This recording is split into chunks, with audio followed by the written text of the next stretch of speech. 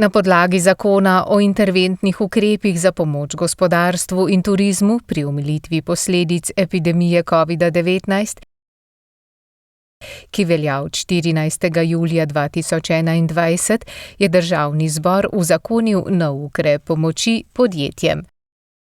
Bon za izboljšanje gospodarskega položaja na področju gostinstva, turizma, športa in kulture.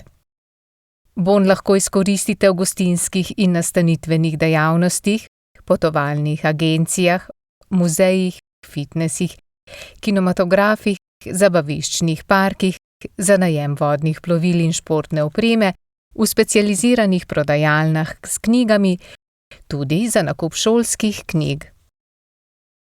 Novi turistični boni bodo na voljo vsem, ki so 30. junija 2021 imeli stalno prebivališče v Sloveniji. Bon v vrednosti 100 evrov bodo dobili vsi polnoletni in tisti, ki bodo v letu 2021 dopolnili 18 let. Mladoletni in otroci bodo prejeli bon v vrednosti 50 evrov, ki se bo glasil na mladoletne, zanje pa ga bodo lahko unovčili starši ali zakoniti zastopniki. Boni bodo veljali do konca leta 2021, a že zdaj so v zakonu predvideli možnost podaljšanja veljavnosti za 6 mesecev.